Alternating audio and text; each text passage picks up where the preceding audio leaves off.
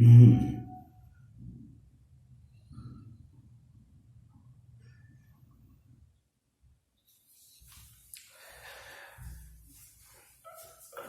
વિદ્યાર્થી મિત્રો, આજે આપણે ધોરણ 9 ચેપ્ટર 8 વિજ્ઞાનનો અભ્યાસ કરીશું. ચેપ્ટર નંબર 8 ગતિ.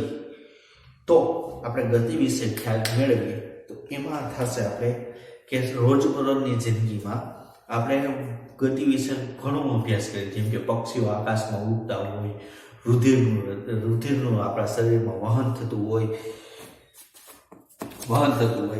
નદીનું પાણી વહેતું હોય વગેરે. એ એક ગતિના ઉદાહરણો છે. જેમ કે જોઈએ આપણે પહેલા ગતિના ઉદાહરણોમાંથી જોઈએ તો રોજબરોજની જિંદગીમાં પક્ષીઓ ઉડતા હોય, નદીનું પાણી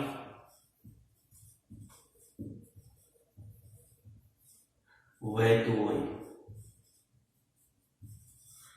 શરીરમાં રુધિરનું પરિભ્રમણ થવું, તે પણ એક ગતિનું ઉદાહરણ છે.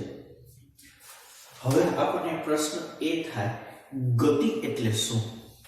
પ્રશ્ન થાય, ગતિ એટલે શું? ગતિની વ્યાખ્યા એવી છે, જો કોઈ પદાર્થ સમયની સાથે પોતાનું સ્થાન બદલતો હોય તો તે પદાર્થ ગતિમાં છે તેમ કહેવાય. શું કહી શકીએ આપણે? જોઈએ તો ગતિ એટલે શું? ગતિ એટલે શું? એમાં લખી કે જો કોઈ પદાર્થ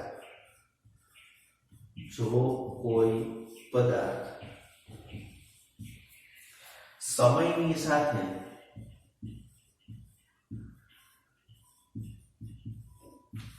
પોતાનું સ્થાન બદલતો હોય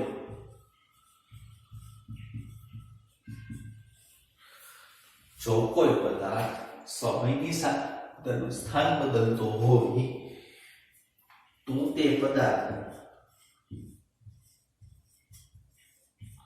ગતિમાં છે તે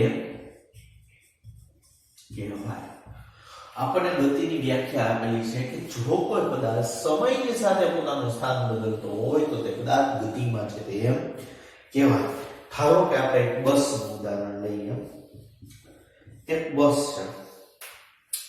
છે ને અત્યારે સ્થિર ઊભી છે, ડ્રાઈવર બેસી ગયો, માણસો આ બધા છે. હવે બસની ધીરે ધીરે શરૂઆત થઈ અને આગળની તરફ જશે. હવે આગળની તરફ જશે ને ત્યારે શું થશે? બસમાં રહેલો મુસાફર છે એ બહારની વ્યક્તિ કોઈ એને જોશે તો એ શું છે? ગતિમાં છે તેમ કહેવાય. જ્યારે મુસાફરની બાજુમાં પોતાનું બેગને એ મુસાફર જોશે તો શું થશે? તે સ્થિર છે. બીજા મુસાફરને જોશે તો કેવો લાગશે? તે સ્થિર છે. બસની અંદર કેવો છે? સ્થિર છે. જ્યારે બહારની ઉભેલી વ્યક્તિ કોઈ જોશે તો એ શું છે? ગતિમાં છે. એટલે આમ ગતિ એક સાપેક્ષ ખ્યાલ છે, જે આપણે કહી શકીએ કે એક અવલોકનકાર ક્યાંથી જુએ છે તેના ઉપર ગતિનો આધાર રહેલો છે. બરોબર?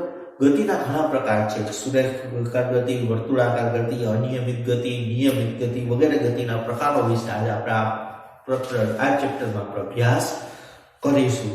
તો બસ વિશે સમજાણો. હજી એક વખત તમને સમજાવું કે બસ છે એ અહીંથી શરૂઆત કરે છે તો અંદર રહેલા મુસાફરો છે એ શું દેખાશે? સ્થિર દેખાશે, એકબીજાને જોશે તો.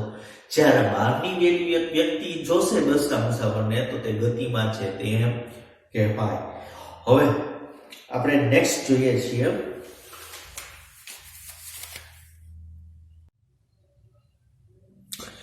ચાલો હવે આપણે જોઈશું ગતિનું વર્ણન. ગતિનું વર્ણન કઈ રીતે કરશે તે માટેનું આપણે આજે ખ્યાલ મેળવવાનો છે. જેમ કે રાજકોટ નજીક છે, પણ ક્યાંથી નજીક છે એ આપણને ખબર કીધું ચોખવટ નથી, રાજકોટ નજીક છે, મેં ખાલી એટલું કીધું. તો આપણે અહીં ચોક્કસ કોઈ આધાર બિંદુ લેવું જોઈએ. ત્યાં આપણને સાપેક્ષ ખ્યાલ છે, જેમ કે ગતિ સાપેક્ષ ખ્યાલ છે, એટલે આપણે કોઈ આધાર બિંદુ લેવું પડે. ધારો કે કહીએ કે ગોંડલથી રાજકોટ નજીક છે, તો ગોંડલ શું થયું? એક આધાર બિંદુ થયું. આપણે કોઈ પણ વસ્તુને દર્શાવવા માટે, ગતિને દર્શાવવા માટે આપણે કોઈ આધાર બિંદુની જરૂર પડે છે. તો આપણે લખીએ આધાર બિંદુ. આધાર બિંદુ કઈ રીતે? કોઈ પદાર્થનું સ્થાન, કોઈ પદાર્થનું સ્થાન અને અંતર દર્શાવવા માટે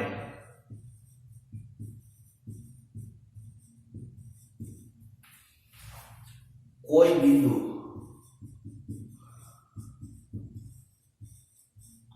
मीन्स के आधार ની જરૂર પડે તો તે બિંદુને આધાર બિંદુ કહે છે. અહીં વાત કરીએ કે જો કોઈ પદાર્થનું સ્થાન, અંતર દર્શાવવા માટે કોઈ બિંદુ ની આધારની જરૂર પડે તો તે બિંદુને શું કહેવાય? આધાર બિંદુ. જેમ કે ગોંડલ થી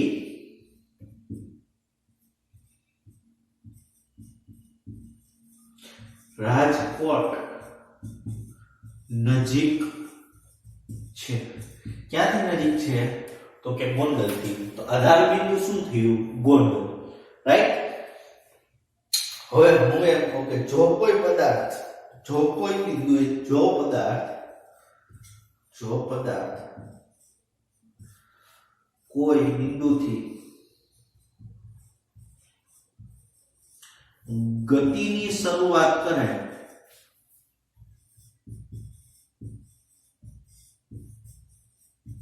તો તે બિંદુને ઉગમ બિંદુ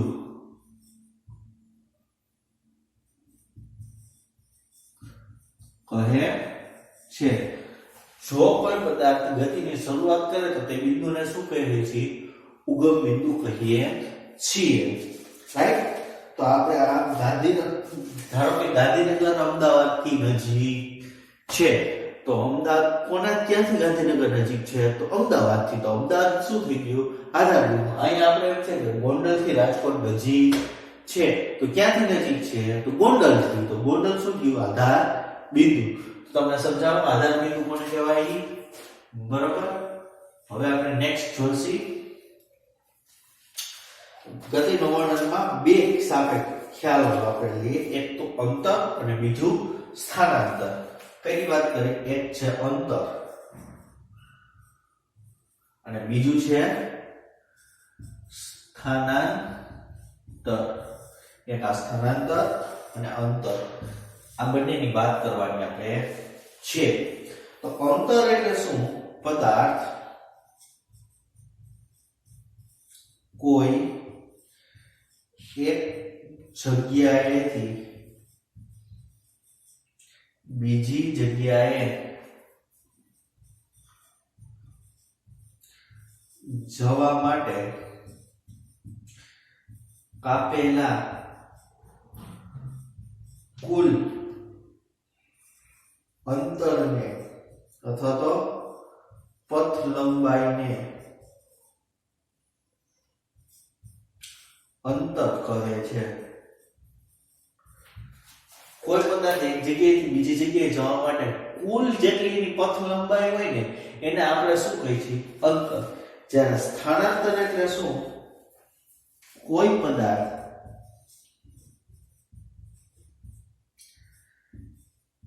એક સ્થાનેથી બીજા સ્થાને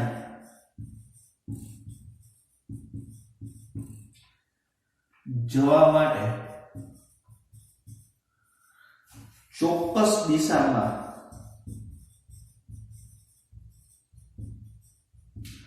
કાપેલા લઘુત્તમ અંતરને સ્થાનાંતર કહે છે। જો કોઈ એક પદાર્થ સ્થાનથી બીજા સ્થાને જવા માટે ચોક્કસ લઘુત્તમ અંતરને સ્થાનાંતર કહે છે। હવે આપણે આ વસ્તુ છે ને એ ટેક્સ્ટ બુક ના એક ઉદાહરણ દ્વારા આપણે સમજીએ, બરાબર?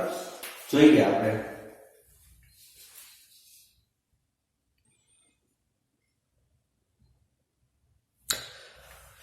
હવે આપણે એક ઉદાહરણ ટેક્સ્ટ બુક નું જોઈએ કે કોઈ ઓ પદાર્થ છે, આ ઓ પદાર્થ ઓ સ્થાન છે, ઓરિજિન ત્યાંથી અહીંયા કોઈ છે એ સી સ્થાન છે, અહીંયા છે એ કોઈ બી સ્થાન છે, અહીંયા જે છે એ છે કોઈ એ સ્થાન, રાઈટ? હું આને જુદા જુદા અંતર લઉં, 0 થી 5, 10, 15, 20, 25, 30, 35, 40, 45, 50, 55, 60, 65, 70, 75, 80, 85, 90, 95 ને 100, 5 ના ગેપે આપણે બધા અંતર લીધેલા છે। હવે કોઈ જો પદાર્થ 0 થી આ O બિંદુએથી સ્ટાર્ટ કરી A બિંદુએ પહોંચશે, C બિંદુમાંથી B બિંદુમાંથી પસાર થઈને ક્યાં સુધી પહોંચશે? A બિંદુ સુધી પહોંચશે। A બિંદુથી શરૂઆત થઈ ડગલા થઈ થઈને B પાસે પસાર થઈને પાછો C પાસે પહોંચે છે, તો એની કુલ પથ લંબાઈ કેટલી થઈ ગઈ? મીન્સ કે અંતર કેટલું કાપેલું તે જોઈ લો। કાપેલું કુલ અંતર, કાપેલ કુલ અંતર બરાબર ક્યાં થાય? O થી ક્યાં લગી ગયો? પેલા A લગી, તો OA પ્લસ A થી ક્યાં લગી આવ્યો? C લગી, તો AC આટલું કુલ કાપેલું કેટલું થઈ જાય? કુલ અંતર। તો O થી A લગીનું એટલે કેટલું થયું? 100 પ્લસ A થી C તરફ, A થી C તરફ 5, 10, 15, 20, 25, 30, 35, 40, 45, 50, 55, 60, 65 ને 70, 5 ના ગેપે છે ને, તો આપણે A થી ક્યાં લઈએ? C સુધી, તો ટોટલ આટલા કેટલા કિલોમીટર થઈ ગયા? 170 કિલોમીટર અંતર કાપેલું। કેટલું અંતર? એને શું કહેવાય? અંતર થયું। ઈ કેટલું થયું? 170। પણ જો આપણે સ્થાનાંતરની વાત કરી તો જો આ સ્થાનાંતરની વાત કરી તો ઈ કેટલું થશે? O થી C લીધું, કેટલું? OC જેટલું। ક્યાં? પ્રારંભિક બિંદુ અને અંતિમ બિંદુ બંને જો, તો O થી C। તો આપણે આમાં ફરીને જવાનું નથી, આપણે લઘુત્તમ અંતર કરવાનું। તો લઘુત્તમ અંતર કયું થયું? આ અહીં C લખીનું, આ લઘુત્તમ અંતર જેને આપણે કહીએ છીએ સ્થાનાંતર। શું કહીએ છીએ? સ્થાનાંતર। એ કેટલું થયું? 35, 0 થી 35 એટલે 35 કિલોમીટર। તો હવે તમને ખ્યાલ આવ્યો અંતર કોને કહેવાય અને સ્થાનાંતર કોને કહેવાય? ક્લિયર? આ હતું અંતર અને આ હતું સ્થાનાંતર। ઓકે,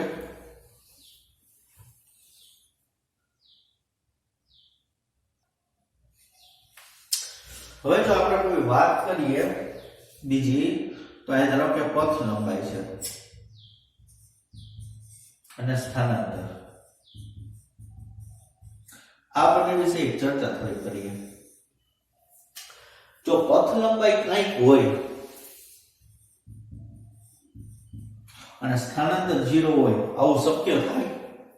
આ કેસ છે કે પથ લંબાઈ કંઈક મળે પણ સ્થાનાંતર તો 0 જ હોય, એવું શક્ય છે? તો કે હા, એવું શક્ય છે। કઈ રીતે? સમજાવો। ધારો કે કોઈ પદાર્થ છે ઈ આ A બિંદુએથી ગતિની શરૂઆત કરે છે, અહીંયા B બિંદુએ પહોંચે છે અને B બિંદુએથી ફરી પાછો A બિંદુએ પહોંચે છે। તો પ્રારંભિક ને અંતિમ બને સ્થાન કેટલો થયો પોઈન્ટ એ તો તેનો તેજ છે માટે સ્થાનાંતર કેવું થશે 0 પરંતુ પથ લંબાઈ કંઈક થશે કેટલી a થી b અને b થી a જેટલી a થી b અને b થી a જેટલી એટલે પથ લંબાઈ કંઈક મળે છે આપણને તો સ્થાનાંતર કેવું થાય છે 0 તો આવો કિસ્સો શક્ય છે બીજો કિસ્સો કે પથ લંબાઈ સરખી અને સ્થાનાંતર સરખું હોય પથ લંબાઈ અને સ્થાનાંતર બે સરખું એવું શક્ય છે હા શક્ય છે તે કેવી રીતે તરફ a બિંદુએથી સ્ટાર્ટ કરી અને b બિંદુએ પહોંચી અટકી જાય આ એનું સ્થાનાંતર એ થયું અને પથ લંબાઈ એ થઈ માટે એવું બંને સરખું એવું શક્ય છે હવે બીજી વાત આવે કે પથ લંબાઈ કંઈક 0 હોય અને સ્થાનાંતર કંઈક હોય આવું શક્ય થાય નો થાય શું કામ નો થાય આ થાય સરખું એ સરખું થાય પથ લંબાઈ 0 કે સ્થાનાંતર કંઈક હોય એવું શક્ય નથી કારણ કે પથ લંબાઈ ત્યારે જ થાય જ્યારે કંઈક એનું સ્થાનાંતર થયું હોય ત્યારે માટે આ પથ લંબાઈ 0 હોય અને સ્થાનાંતર કંઈક હોય એવું શક્ય છે નહીં રેડી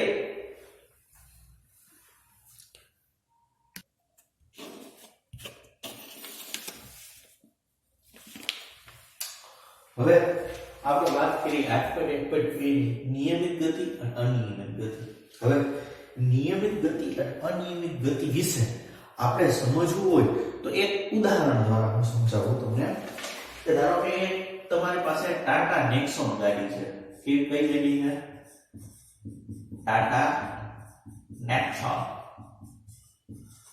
બરાબર અને એક તમારી પાસે છે BMW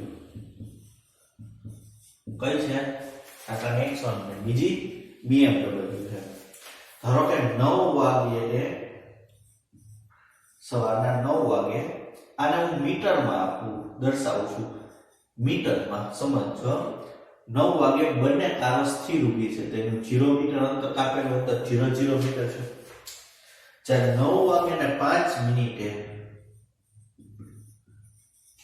સવારના 9 વાગે ને 5 મિનિટે ટાટા નેક્સોન છે એ 100 મીટર અંતર કાપે છે જ્યારે BMW છે 130 મીટર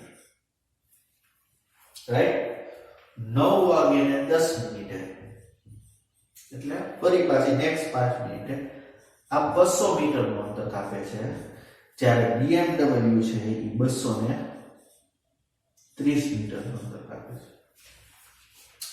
હવે 9 ને 15 મિનિટે આ છે 300 મીટર નું અંતર કાપે છે જ્યારે આ છે 290 મીટર નું અંતર કાપે છે સમજો ખાસ કારણ કે અહીંયા રસ્તામાં આ લોકો કઈક ચા પીવા ઉભા રહી ગયા તો 290 મીટર નું અંતર કાપ્યું 9 ને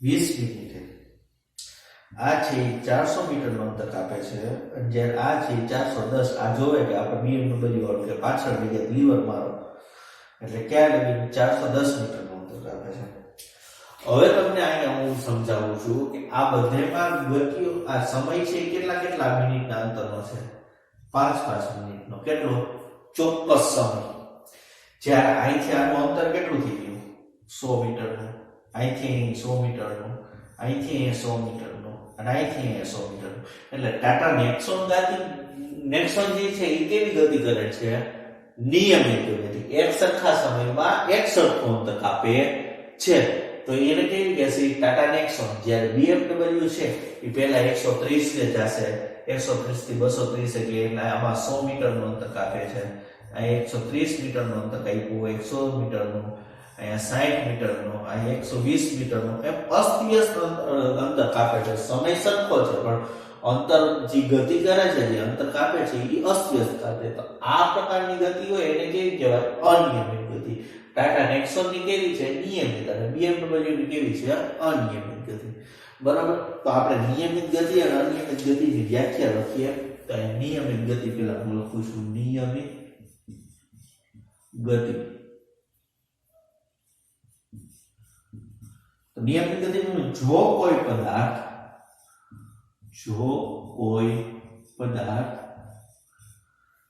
ચોક્કસ સમયગાળામાં ચોક્કસ અંતર કાપે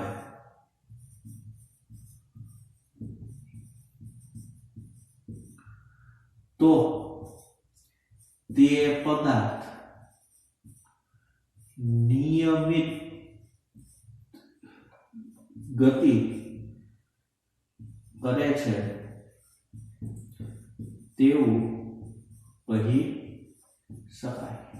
કેવું કે જો કોઈ પદાર્થ ચોક્કસ સમયગાળામાં ચોક્કસ અંતર કાપે તો તે પદાર્થ નિયમિત ગતિ કરે છે તેવું કહેવાય છે. કે ટાટા નેક્સોન, રાઈટ. હવે BMW ની વાત કરીએ તો અનિયમિત ગતિ. અનિયમિત ગતિ જો કોઈ પદાર્થ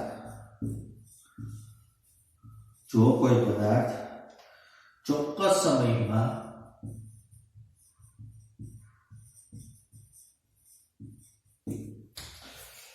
ચોક્કસ અંતર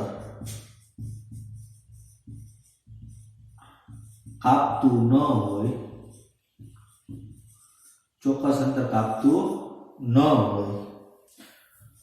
તો તે પદાર્થ અનિયમિત ગતિ કરે છે તેમ કહેવાય. કેવી? અનિયમિત ગતિ કરે છે. નિયમિત ગતિ અને અનિયમિત ગતિ. તો આ બન્યું ટાટા નેક્સોન છે એ નિયમિત ગતિ છે, આ અનિયમિત. હવે મેં તમે ઉદાહરણ લેવા માટે ગાડીનું ઉદાહરણ, તમે અહીંયા પદાર્થ A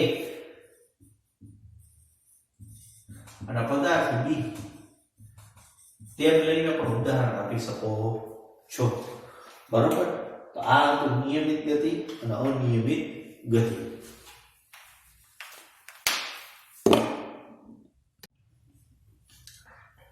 હવે આપણે ટોપિક જોઈએ છે ગતિના દરનું માપન. હવે જ્યારે આવો શબ્દ આવે કે કોઈ પણ દરનું માપન એટલે શું થયું? સમય થયો. ગતિના દરનું માપન એટલે એટલા સમયમાં કેટલી ગતિ કરી તેના જેવું છે. તો ધારો કે આપણે એવું રોજિંદા જીવનમાં આજ તો 60 ની સ્પીડે ગાડી ચલાવી, આજ તો 120 જ આપતો હું હાઈવે ઉપર ગાડી લઈને જાઉં છું, કેટલા કિલોમીટર પ્રતિ કલાકની ઝડપે? તો કે 70 કિલોમીટર પ્રતિ કલાક. અહીં ઝડપ એક નવી ભૌતિક રાશિની વાત આવી. કેવી ઝડપ? તો જેને આપણે સ્પીડ કહીએ છીએ. હવે ખરેખર એમ કે હું 60 થઈ ગયો તો, કે હું 70 ની સ્પીડ આવી ગયો તો, કે હું 120 ની સ્પીડ આવી ગયો તો એને 60 એને આપણે કહીએ શું? તો જ્યારે આપણે ધારો કે 60 ની સ્પીડે જાય છે ગાડી, તો 60 ની સ્પીડે ગાડી જવું એટલે મોટો મતલબ શું થયો? 1 કલાક લગી 60 ઉપર જે સ્પીડે લીવર દેતા હોય એની લેવરમાં એમાં ઝડપ ઓછી બી નહીં કરવાની અને વધારે પણ નહીં કરવાની, એની એ જ રાખીએ તો 1 કલાકમાં એ 60 કિલોમીટરની અંતર કાપેલું હોય. 1 કલાકમાં એનું અંતર કેટલું કાપેલું હોય? 60 કિલોમીટર. જો એ 60 કિલોમીટરની સ્પીડે જતું હોય તો. હવે આપણે વાત આવે ઝડપની. તો ઝડપ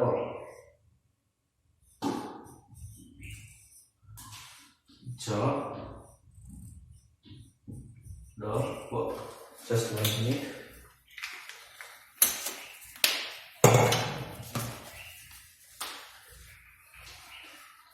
ઝડપ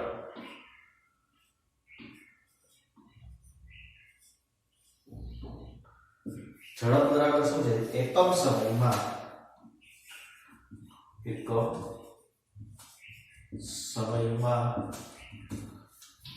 પદાર્થે કાપેલા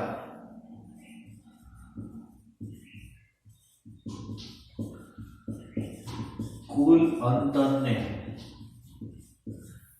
તે પદાર્થની ઝડપ કહે છે, રાઈટ. એકમ સમયમાં પદાર્થ કાપેલા કુલ અંતરને તે પદાર્થની ઝડપ કહે છે. હવે એનું સૂત્ર લખીએ. ઝડપ બરાબર કાપેલું કુલ અંતર